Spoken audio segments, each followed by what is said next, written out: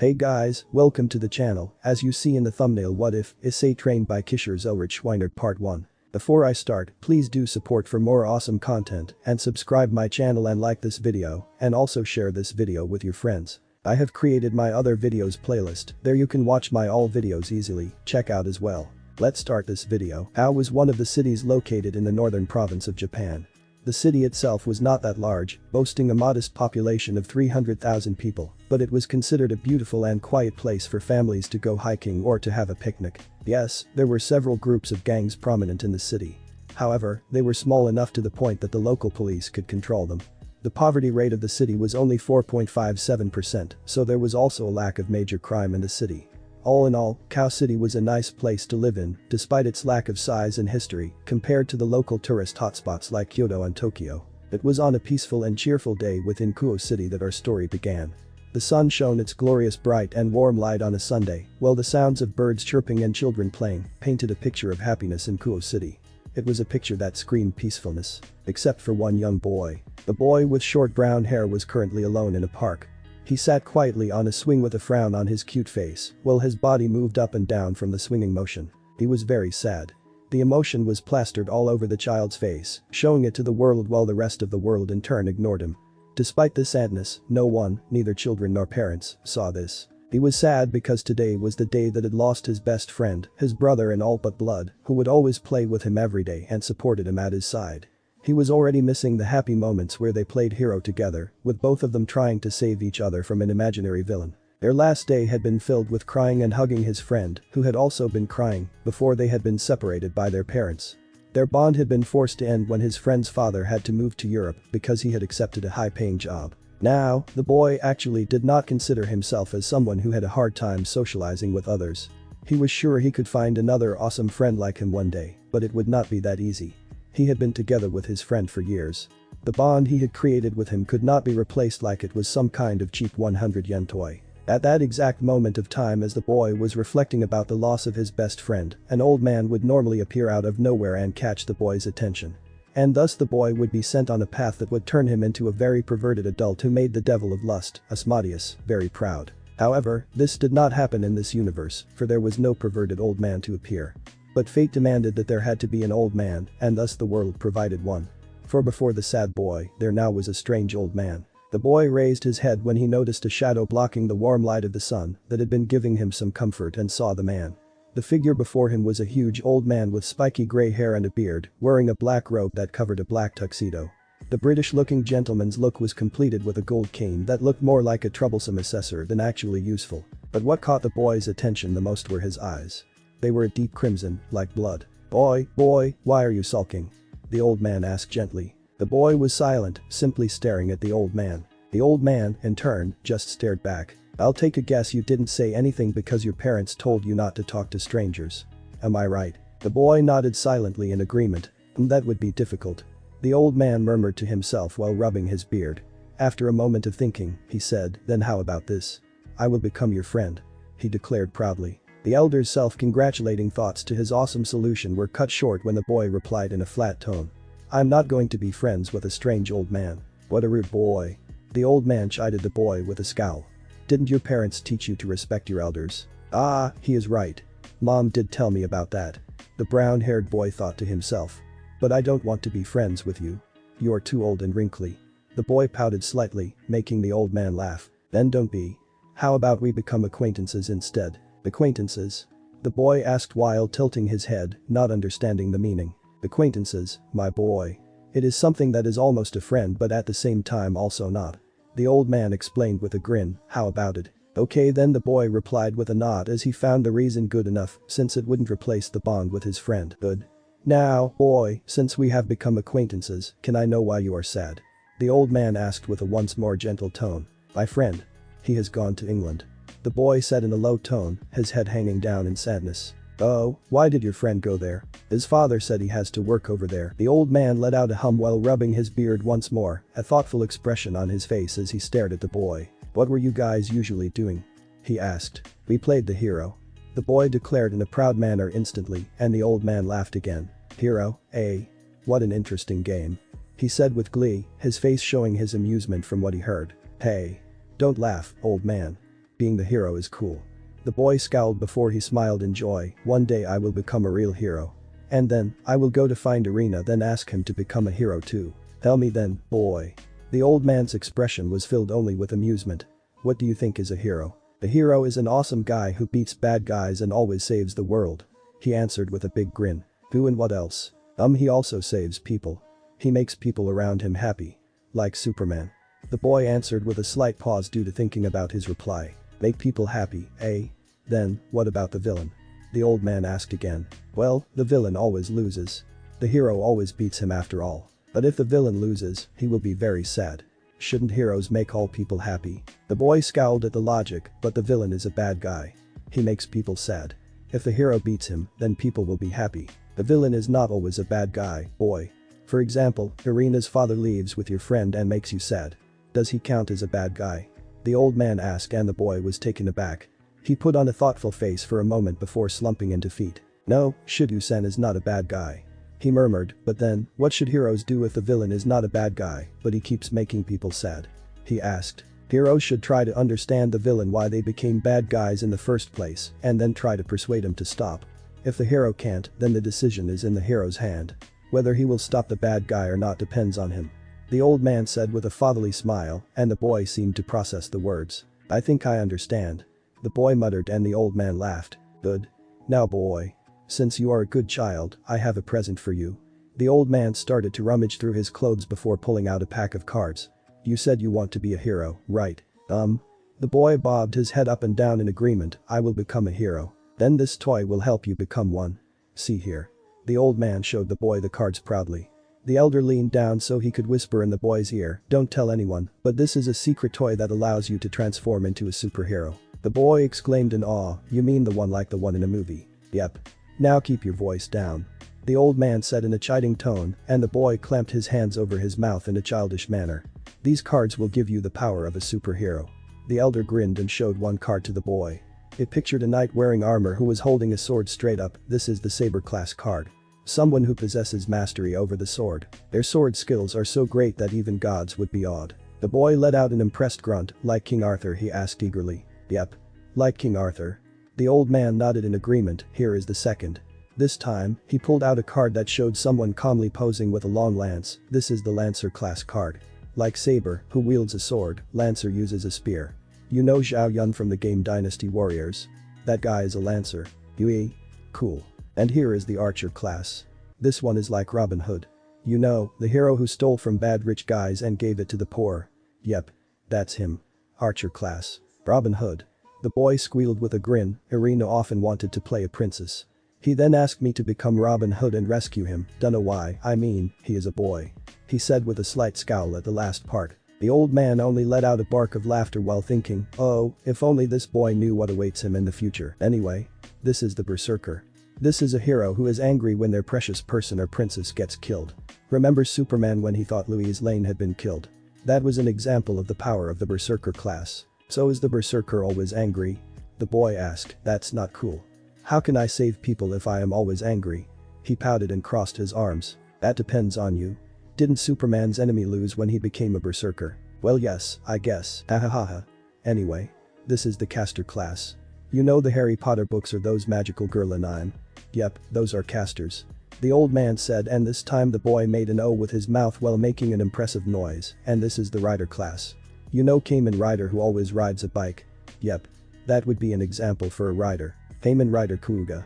The boy grinned while making the iconic transformation motion with his hands, and the old man laughed again. And this is the assassin class. Have you heard of ninja before? The ones who walk on the walls and hide in the shadows. Yup. Those are assassins.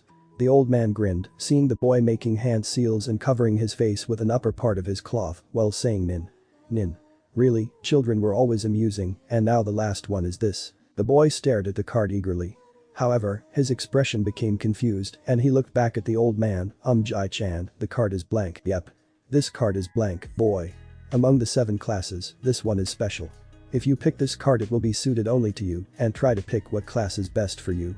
If you have talent for becoming a swordsman, then it will become a saber class card. The old man explained and the boy nodded in understanding. You can only choose one, boy, so which one are you going to pick? He asked and the boy put a thoughtful face. The old man could see the boy was really thinking about his decision. He just remembered something important though. "Oh, by the way, what is your name, boy?" "Ah. My name is Hiatus Issei," Ice declared proudly, and the old man grinned. "Well, my name is Zelretch. Nice to meet you.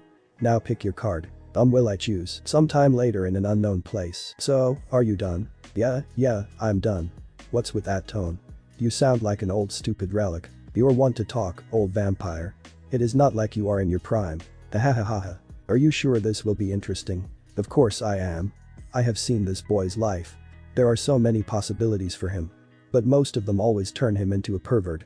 And since I was rather bored, I decided to make things different. You are not angry, are you?" "HMPH. I do not care, though I'm actually surprised. Nevertheless, as long as it will be interesting, then I will give you my help." "Ahaha, thank you, Mr. Red. I assure you won't be disappointed." "You better. I am waiting for the result, vampire. One day I will become a real hero. And then, I will go to find Arena, then ask him to become a hero too. Tell me then, boy." The old man's expression was filled only with amusement. "What do you think is a hero?" "A hero is an awesome guy who beats bad guys and always saves the world," he answered with a big grin. "Who and what else?" He also saves people. He makes people around him happy. Like Superman." The boy answered with a slight pause due to thinking about his reply. "Make people happy, eh? Then, what about the villain?" the old man asked again. "Well, the villain always loses. The hero always beats him after all. But if the villain loses, he will be very sad. Shouldn't heroes make all people happy?" The boy scowled at the logic, but the villain is a bad guy. He makes people sad. If the hero beats him, then people will be happy. The villain is not always a bad guy, boy. For example, Irina's father leaves with your friend and makes you sad. Does he count as a bad guy? The old man asked, and the boy was taken aback.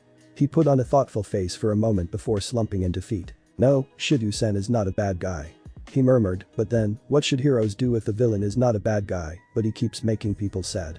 he asked. "Heroes should try to understand the villain, why they became bad guys in the first place, and then try to persuade him to stop. If the hero can't, then the decision is in the hero's hand. Whether he will stop the bad guy or not depends on him," the old man said with a fatherly smile, and the boy seemed to process the words. Breeing. Damn it. I yelled as I smashed my alarm clock, hitting the top part of it and silencing it. Damn. Can't a guy get a nice sleep for once? Ugh. I hate school sometimes. Why the hell did Mondays exist? Hello everyone, my name is Hiatus Issei. I'm 17 years old, a second-year student at Kuo Academy, and also an employee at the McDonald's restaurant in this city. Last night it was also very crowded with customers, and apparently my friend that works there was sick, so I agreed to help him by taking his shift as well, which took until 4 a.m. And before you ask, no. My life actually is pretty normal. My family is not so poor that they couldn't pay my school fees or anything like that. We are a completely normal average family. The reason why I work is because I also need some money. I mean, sure, my parents don't have any problems giving me a bit now and then, but I want to get by with my own strength. Also, I had been gathering money because it was used for my own problems. That dream again, I murmured while rubbing my temple. It had been 10 years ever since I first dreamed about that event. It was strange actually, but 10 years ago I dreamed about meeting an old man in a park. No. Rather than a dream, it felt more like a memory perhaps. I didn't know for sure.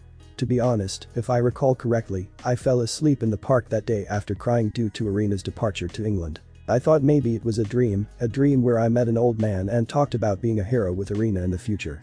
I was pretty sure in the past that it was a dream, and to be honest, I don't remember it anymore. But lately I have been dreaming about that more and more often. This was already the 6th time this week I had that dream. What a truly strange thing. Dreaming about a dream. Ice. Are you awake now? Be quick honey, or you will be late for school. It was my mom's voice. I turned and saw the clock. It was already 7:45. The school started at 8. Damn. I overslept again. Shit. Coming, mom. I shouted as I stood and began to strip out of my pajamas.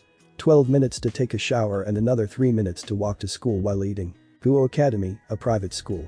That's the school I attend. It's a co-ed school right now, but before that it used to be an all-girls school until a couple of years ago, so there were more girls than boys even now. The number of boys was still slowly increasing, but the girls were still a great majority. I'm a second-year high school student, and the ratio of girls to boys in my class is 7:3. For third-year students it's 8:2. Even now the girls still have a much stronger authority than the boys, and the majority of the students in the student council are girls, and the student president is also a girl. It's a school where boys can't stand tall, but I still joined this school. Why? Let me tell you why. This school is quite expensive to be honest, and for someone who comes from an average family like me, it is not easy to get in. But hey. While it is quite expensive, the facilities and materials this school provides are more than worth the effort. My parents had also agreed with me after seeing the school by themselves, so they enrolled me in this school. But now that I have entered this school, I have to admit that this academy is a bit strange. My grades were good so far, not as high as the ones of the student council president Sauna Shitori of course, but I damn well have entered the top 10. That is also something I'm proud of, though I still need to work hard to become number 1. Late. Late. Late. Late.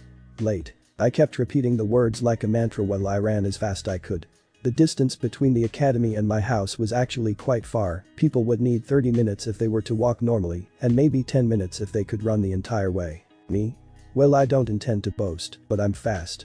Very fast in fact, so I only need 1 minute or less to reach the school if I run at full speed. Of course none of my friends know that. I never intend to gloat or boast about it at school after all, so I've been keeping it for myself. I broke out from my thoughts when I saw the school gate. My eyes widened when I saw that the gate was slowly being closed. Oh, hell no. I pressed the ground further before I increased my speed. If there was one thing I didn't want to do, it was to meet with Sauna Shitori in her office. To be honest, that woman scared me actually. I had already been on her bad list in her book due to always almost being late. And for some strange reason she always seemed to expect me to be late.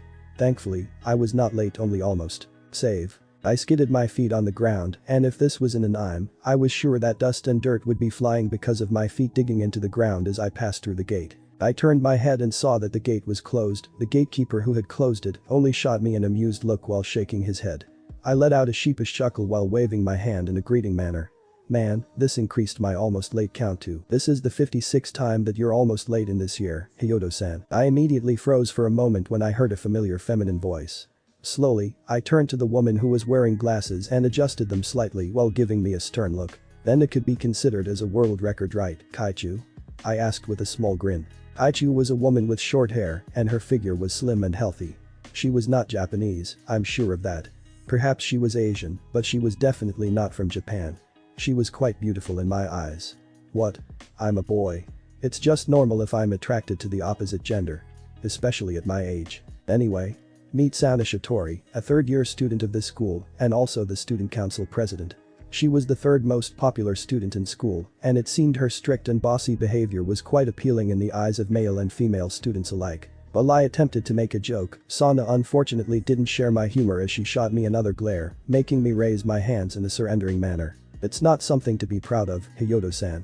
She said sternly. But 56 times almost being late could be considered as an epic thing. I mean it could. I don't care, Sauna cut me off again, and I only sighed.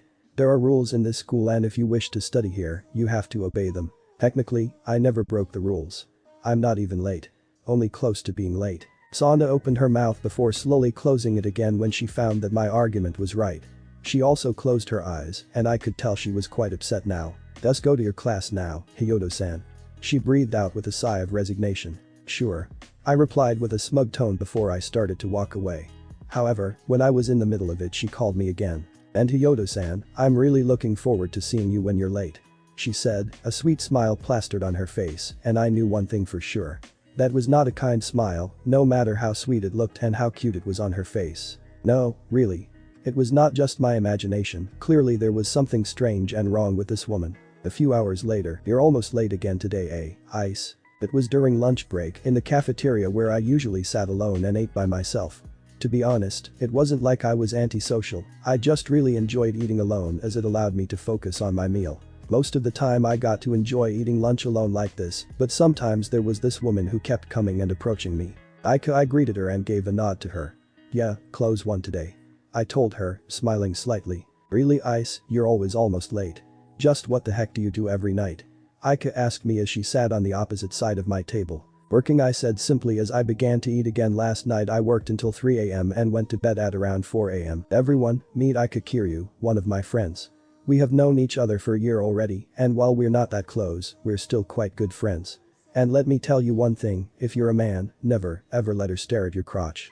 I don't know what magic or trick she uses, but she clearly can see the size of your genital organ just by looking at your pants. You took another shift? Aika asked me with a slight scowl. Well, he promised to give me his bonus for taking his shift, so Aika only let out a sigh at my response and shook her head, as if tired from dealing with me. If I didn't know why you are working, I would say that you are greedy, Ice. She said while sighing. So you're going to visit them again today? Yeah, Miss Aki-san said that she needs my help again today. I said and Aika hummed, are you going to come too? Eh? I wish I could, but sorry, no can do. I have promised to Kane and her group to go shopping with them. She replied with a shrug. Shopping, I murmured. Really, I didn't understand girls at all. Why the heck did they keep buying new dresses? I mean, sure new clothes were needed occasionally, but did they have to buy new stuff every month? Didn't they know it was a waste of money? Hey. What's with that tone of yours?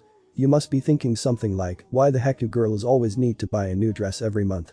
Right. Jackpot. I stared at Aika with a bewildered look. Holy shit. That was almost true. How the hell did she do that? It was really scary if you ask me. Did she possess some kind of supernatural power or something like that? My expression must have revealed my thoughts as Aika shot me a smug look. Unlike you, we girls like to appear beautiful every time. We also take care of ourselves pretty well. You're wasting money that could be used for things that are more useful. I deadpanned while shaking my head. Really, I don't get it. I mean, come on. You already looked good enough just like that, why the heck do you need to make up her dress? I lamented and let out a sigh. Then I heard a choking sound, and I opened my eyes again to see Aika had choked a little on her own drink. Hoi, are you okay? Aika. I am fine. Cough, damn it. She coughed while pounding on her chest. Her face was slightly red as she glared at me. Really, Ice? Don't say such a thing out of the blue. It's dangerous for health. What the heck are you talking about? I asked with a scowl, and she scowled back before she huffed. Never mind, idiot, she said while turning away, and I sweat dropped. I would probably never understand women. Before our conversation could resume, something happened. There was a squeal from a few groups of girls that made me and Aika turn our heads to see what was wrong. And as soon as we saw it, we knew the source. My eyes were staring at the girl with crimson red hair that walked into the cafeteria. She was our school idol whose beauty was beyond everyone else in this school. Her slim proportions weren't the shape of a Japanese girl as well. Of course, she wasn't Japanese after all. I heard people say that she was from Northern Europe. It seems like she was attending a Japanese high school due to her father's work. Ria's Gremory. She was a third-year student of this school. So that made her my senior. And the reactions we had seen happened almost every time she walked around. Everyone looked at her when she walked past them. Some people stopped walking. Others stopped talking. Everyone always turned around to look at her. Her long crimson hair, which came down to her hips, made her surroundings look like they were colored in crimson when the wind blew her hair. Her beautiful skin, which was as white as snow, was also remarkable. Beautiful. That was the only word befitting of describing her. It was the only word needed to describe her. Anyone would get their heart stolen away by her after witnessing her beauty. Even Aika at my side was showing a fangirl's behavior, and she was a woman. Hello. Women should be with men. Not with another woman. That might have been jealousy speaking actually, as there was nothing wrong with women liking other women. At that point I decided to stop thinking about this issue, as my teenager brain was taking things into a direction not suited for public locations. Anyway, everyone was clearly smitten with Ria's Gremory. Well, everyone except me. I had to admit that Ria's Gremory was beautiful. I'd even dare to say that among students in this academy, her beauty was unmatched. But at the same time, something about her made me feel uneasy. When I mentioned there was something strange about Sana, I didn't mean it as a joke about her behavior. What I meant was that there was something strange with her aura or something like that. In my eyes, no, deep in my mind, whenever I saw Sana there was something that warned me and told me that she wasn't normal. The same thing also occurred whenever I saw Ria's Gremory. The moment I laid my eyes on her for the first time, a part of my mind told me to be wary of her. There was something strange about her. There was something inhuman about her. And not just her, to be honest. Most people who were famous in this school were strange, like Udo Kiba, Tsubaki Shinra, Akeno Himejima, even Kaneko Taojo. All of them, in my eyes, were not normal, and when I tried to talk with one of them, there was something inside my mind that made me feel uneasy about them. No matter how perfect I hid it, when I was talking with them, to be honest, I couldn't stand near them for longer than 10 minutes without feeling a strong urge to leave. It was like the saying about humans being afraid of what they didn't understand. It happened to me the moment I made contact with any of them. There was something that I couldn't understand about them, but the problem was that I couldn't figure out what it was. Among those inhumane creatures, my mind was mostly wary of Sana Shitori and Ria's Gremory. Those two caused me to feel anxious the most. Guo Academy was strange, I said that before, right? And I didn't just mean it was strange due to having the perverted duo who were always peeping at girls at least 3 times each day, but there was something strange about it in general. Just like when I thought about Sona and Ria's, this academy felt not normal in my mind, as if there was some kind of barrier around here, something that surrounded the entire school area. I never got close or tried to find out more about them, the aura they radiated made me too uneasy to try. True, I talked to them if they started a conversation, but I always tried my best to make it short. Ria's Gremory Sanishitori, just what the hell are you two? End of school, so that's him, eh?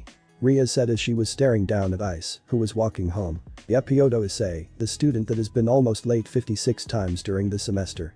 Sona replied as she adjusted her glasses from the window of the student council office. His magical aura seems quite high, strong enough to the point of being aware that there's something wrong with us, very skilled in kendo and archery, but stopped attending the clubs for unknown reason, grades high enough to become number 6 in the whole school, works as an employee at McDonald's, is friends with Aika Kiryu and some of her peers. Sona listed the things she knew about Ice before she crossed her arms and stared at Ice's retreating back. Due to his reputation he is called the Lone Tiger of Kuo Academy. Lone Tiger? Riaz asked while blinking her eyes before a twinkle of understanding appeared. Ah, you mean that incident? Sona nodded at her friend's remark. That incident happened 1 year ago when Ice was a first year. There was a reason why Aika was so clingy towards Ice, who was kind of a loner. It was during last spring, when Aika had been going home, she had been stopped by thugs and thieves who were intending to steal her stuff and do certain things to her.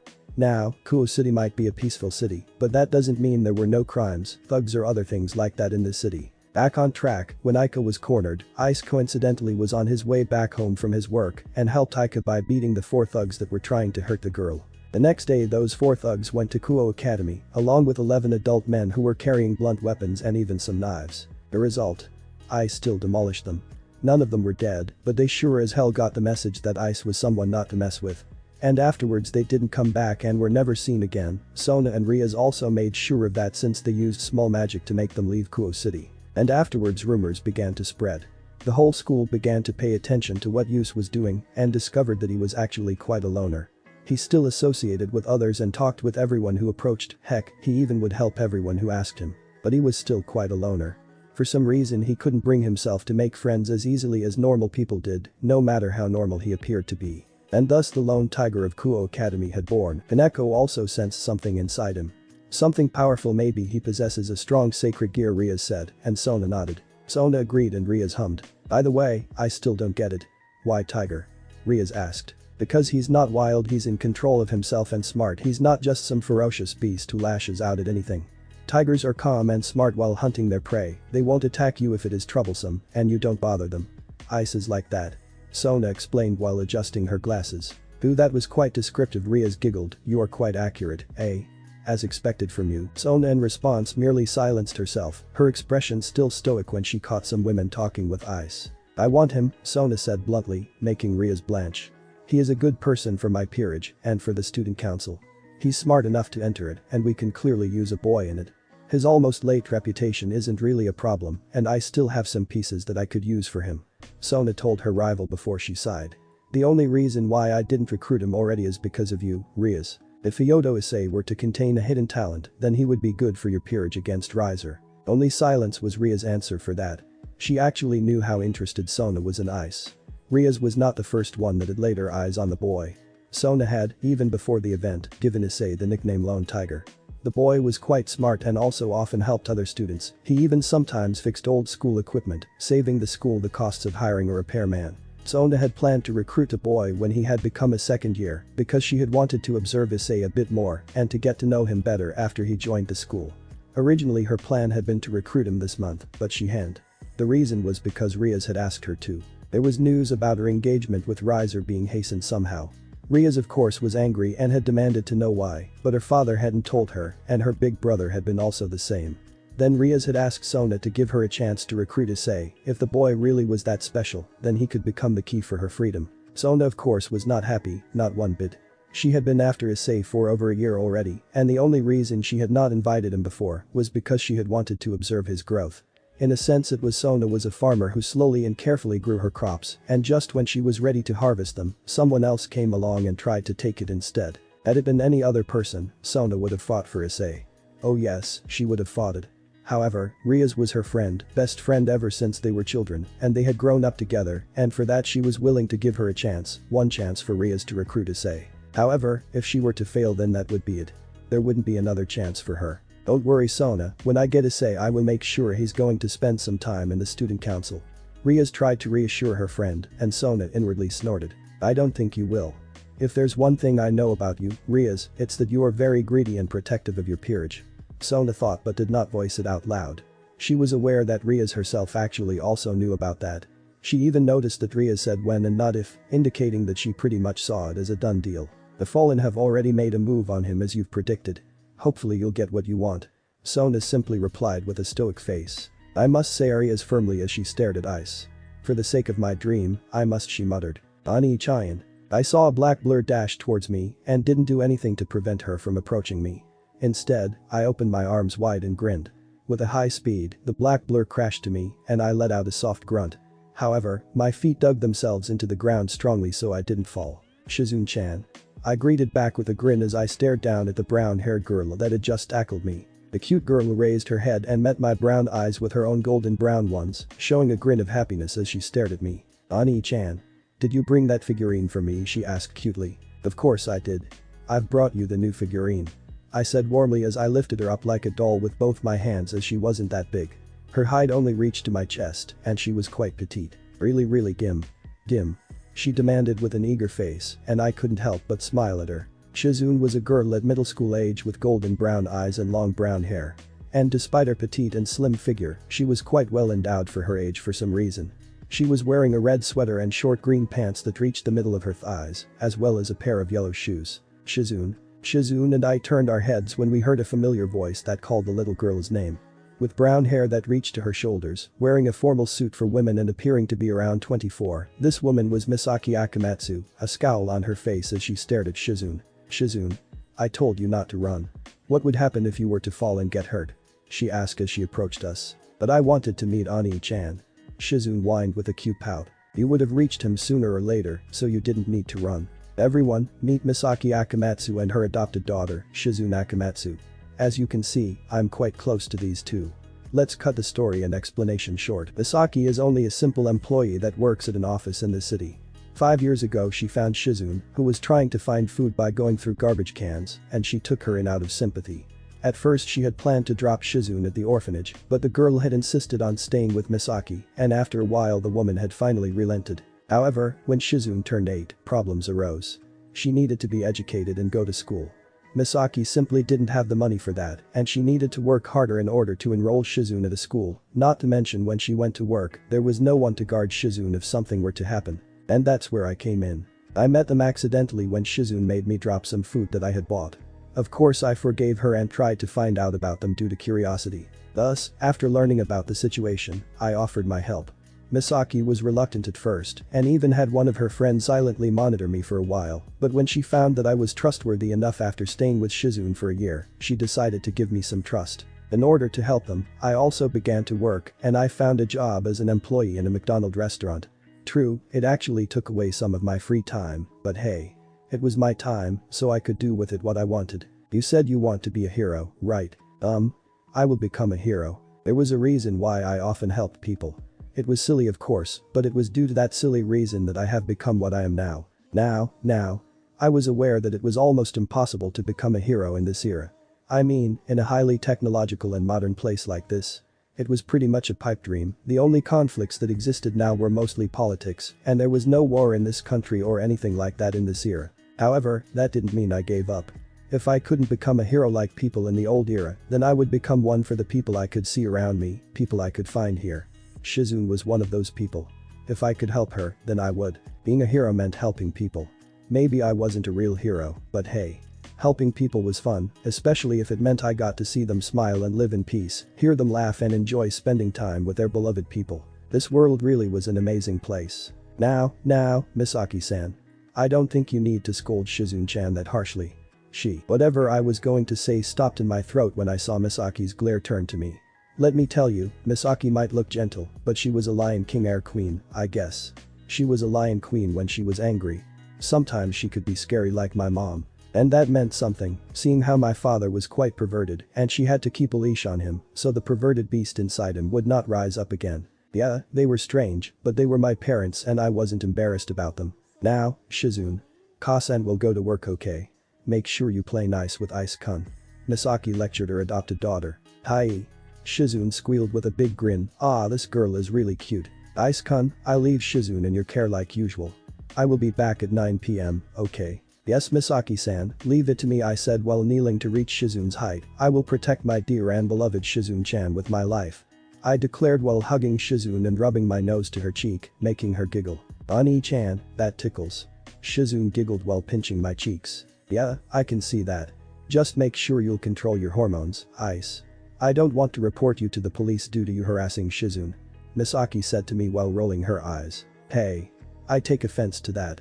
I'm not into that. I defended myself with a scowl. Really? Eyebrows furrowed. Need I remind you what you did to her last Friday? Misaki asked flatly and I blushed. I was just dressing her. There's nothing wrong with that. Ice, you turned Shizune into a magical girl. You even bought the wig and the dress for her, complete with a magical wand. Misaki deadpanned, and I pouted. And what's wrong with that? Shizune-chan looks good in that dress. I defended and Shizune bobbed her head up and down at that. Shizune released herself from my hold before she raised one leg dramatically and began to spin around. I swear I saw a rainbow appear around her as she did this, and she took a stick out of nowhere that she swung around like a wand before she declared with a dramatic pose. Magical girl Shizu-chan has arrived to save the world. Ah. I felt my heart melting due to her cuteness. Shizune-chan, you are really the best. I even shed a single lone tear of pride. See what I mean? You've turned my daughter into a Chunabu patient. Misaki glared at me. Hey. Chunabu means 8th grade syndrome. Shizune-chan here is an 8th grader, mind you, so it's not my fault. I only support her current behavior. I defended myself before slowly grinning. I even have a few pictures of her. And when she's old enough I can't help but imagine the look on her face when I show her these pictures. I said while cackling like a mad scientist. Misaki only shot me a dirty look before she slowly edged away from me. You are the worst. In my defense, I'm a normal teenager. I might be polite and always helpful, but I need amusement for myself. Hit. Ouch. I yelped when I felt something hit my head. Shizune-chan. What was that for? Ani-chan is being creepy again. Aki-san told me to hit Ani-chan whenever you're being creepy. Shizune said with puffed cheeks. I only shot Misaki a glare but the old hag only hit. Ouch. Hey. Don't call me an old hag. I'm still only 24 years old. How the hell did she know? Is she some kind of a psychic or something like that? You know what? Just go to work, leave me and my dear Shizune-chan alone. I said with a glare as I hugged the girl at my side. Misaki only rolled her eyes while shaking her head, seemingly resigned to her fate. Yeah, I will go now. Remember, I will be at home at 9 p.m. If you want to cook dinner there are vegetables, meat and eggs in the refrigerator. She said to me and I nodded. After that, she gave a salute to Shizune and me and then left for work. Ani-chan. Where's my figurine? Shizune asked me. I have it with me in my bag, Shizune-chan. I said and she smiled happily. But first, you have to finish your homework. I chuckled while seeing her happy face deflate and turn into a cute pout. Ah, poo. Shizune pouted. I don't want to do my homework. It's going to be collected by the teacher next week too. Can't we just go to a mall or something like that? She whined with big and fake teary eyes. Nope. Homework first, Shizune-chan. But after we're done, we can go to the mall. This girl was in middle school, but she was acting like an elementary student. Sigh, though it wasn't like I was protesting since she was cute. But it will be night already when we're done. Then we better get started soon. The sooner we finish, the sooner we go to the mall. I will help you this time. I only let out another laugh when she let out a deflated "oh." She's really cute. Ah, if only I had a real little sister. It made me wonder though if I could be a dot. Nah. I might love Shizune, but clearly I'm not that bad. I'm definitely not on the level of a ha ha ha ha. What a silly thought. It had already been few hours. Right now, I was on my way home. I had no shift today because I was being replaced by my friend as payment for my work yesterday. That was why I was able to go check on Shizune-chan and spend time with her. Ah, by the way, my shifts at work were Monday, Wednesday, Friday and Sunday.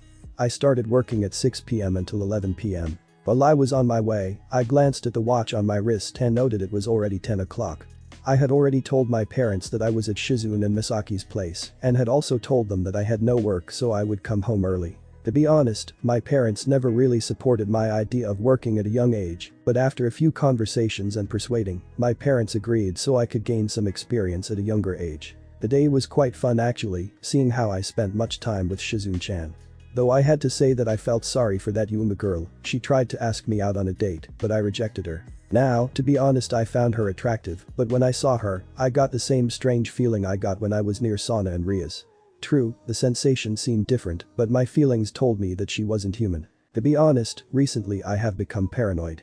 Not just that I kept having strange dreams, I also sometimes dreamed about a hill I couldn't see clearly, but it was about hills and battles. I didn't know what that was about, but it was clearly giving me bad times in my sleep. PP. PLP. It was faint, but I clearly heard someone screaming. I had sharp ears and great eyesight too, so I was sure of it. And not just that, apparently I'm quite strong for someone at my age. I never tested my limits since I didn't have time for that due to me always helping people. Where was it? The scream. Where was it coming from? I sharpened my ears further and began to concentrate. Help. There. I immediately took a posture before I kicked the ground and began to dash. Fast. I was going at full speed now and I must say I was very fast. Help. The scream got louder. I was getting closer. I increased my speed further and then I saw it. Behind a fence, a group of people wearing white robes were surrounding a small girl with blonde hair. While running, I tried my best to find a route so I could cross over the fence and arrive there as quickly as possible. But no matter how hard I tried, I couldn't find it. Damn. That fence was around 140 meters. It was time to make a gamble. Oh I yelled to them while running, and the group turned towards me. Get away. I kicked the ground and immediately soared to the sky, my feet passing over the fence as I extended one leg from her. I shouted as I kicked one of the robed persons. Ah! I could feel the man's jaw dislocate when my kick connected with his cheeks. It was a critical hit. As the man I hit flew away and crashed into one of his friends, I landed on the ground and balanced myself. 1, 2, 3, 4, 8 people excluding the one I just kicked. Who are you? One man growled at me. Who I am doesn't matter. Leave this girl alone. I commanded as I stood in a protective manner in front of the girl behind me. I could tell the girl behind me was trembling slightly because of fear. Leave you alone. And who are you, brat? There are 8 of us. We also have weapons. The robed men sneered while revealing there were those swords. Yeah, no doubt those were swords. Where the hell did they get them? This city didn't sell such weapons. There were either knives or short swords you could find, but not the type those men wielded. Foreigners? Possibly. I don't care if there are dozens of you, either you leave this girl alone or you'll face the consequences. I stared sternly as I glared at them while cracking my knuckles. They only looked at each other before dashing towards me at the same time, while letting out battle cries and raising their weapons. So be it. I kicked the ground beneath me and also dashed. I was fast. Faster than them. Quickly, I slipped through the defenses of one of them and delivered an elbow hit to a robed man's stomach, knocking him down. I immediately pivoted my leg, twisting my body and delivered a heel kick to another one, hitting him in the stomach as well. I ducked and dodged a slash that was aimed to my face. I pushed my leg and delivered a knee attack to his groin before grabbing his robe and throwing this robed man at the other one that was trying to ambush me. I jumped a little and dodged a swing before delivering a spinning kick that smashed into 3 other robed men, sending them down to the ground. As I landed, I noticed that a few of the ones who I had knocked down were already standing up again and readying themselves. I also noticed one of the swords had fallen down near my leg. I kicked it upwards, grabbed it and took a stance. I kicked the ground, spinning my body in the process, and delivered a slash to one of the men. The force of the ground pushing and spinning of my body proved to be very strong, as the man who blocked it was sent flying and crashed into the fence. No doubt he wouldn't wake up anytime soon. I gripped my sword tightly before glancing at my surroundings. There were 12 of them in total, and now they were already down to 5. It seemed I had hit a few of them too hard. The robed men were circling me like hyenas that tried to pounce their prey. However, I could tell few of them were shaking, no doubt that they were shocked from seeing me take them down with ease. The silence appeared around us as I observed my surroundings. My eyes were narrowed and sharpened as I stared at their legs and hands. It was time to finish this. I stomped the ground with one leg before rotating my body again and created a burst of dust and smoke. After that I dashed. They couldn't move freely since there were too many, but I was alone. I could swing my sword in the area without problem. I smashed my sword on one man's hands and knocked his sword away before delivering a kick to his face. Then I moved to another and delivered a stabbing attack. My sword pierced something. I could feel it sink in. Believe it or not, for some strange reason I never felt disgusted or strange during a fight. It was as if there was something inside me that was already accustomed to battle. I kicked the man away before spinning my body and delivering a strong slash. The man clumsily tried to block it, but due to his lack of vision on me, he got his sword knocked away. My hand quickly extended to grab his robe before throwing him away to the last man standing and delivering a strong axe slash. Clang. Break. His sword broke into 2 under my slash, and my sword sliced a part of his chest as he let out a scream of pain before he dropped to the ground. I let out small pants as I stared at my surroundings. Everyone was already down, there were no more enemies. I turned to the blonde girl who was gawking at me, no doubt that she was surprised. "Are you okay?" I asked as I approached her and threw away my weapon so she would not be afraid. The girl blinked before she stared at me with wide eyes and she let out a squeal. "Oh my god. That was so cool." She lunged at me and gave me a hug. I let out a soft grunt when her body crashed on me. I was expecting her to be crying or things like that, but it seemed she was too amazed by my performance for that. Hey. Now don't say that. First, tell me, are you okay?" I asked as I pushed away and began to check her for any wounds. "I'm okay. Ani-chan saved me before those big mean people got me," she said with a grin. "I saw Woo, I'm glad then," I replied with a chuckle as I stared down at the smiling girl. Now that I had time to observe her more, it became clear to me that she was also a foreigner. That blonde hair was natural, not dyed, and she seemed 2 or 1 year younger than me. She was also wearing a gothic Lolita fashion outfit. It was then that I finally sensed it. My eyes widened slightly at the girl who was smiling at me.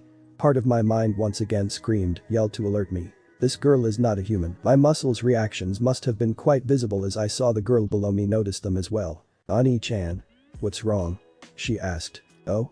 I'm okay, no need to worry about me. It's just some bad memories," I replied with a lie. I didn't know why, but for strange reasons my body seemed very wary to this girl. The girl continued to smile at me after hearing my response. She then glanced at the group around her. After that, she turned to me with a sad expression. "Ani-chan, can I ask you a favor again?" Sure, what is it?" I asked. "By the way, what's your name?" I middled. "What about yours?" she asked with a grin. "The OOC Issei," I grunted with a smile as well. "So what do you need?" "Oh right. I almost forgot." She let out her tongue cutely.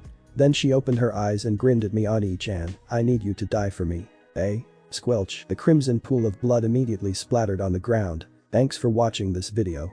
Part 1 is over. If you really enjoy this video, like, subscribe, and comment down below, and turn on that bell notification. And also check out the playlist that I have created and enjoy.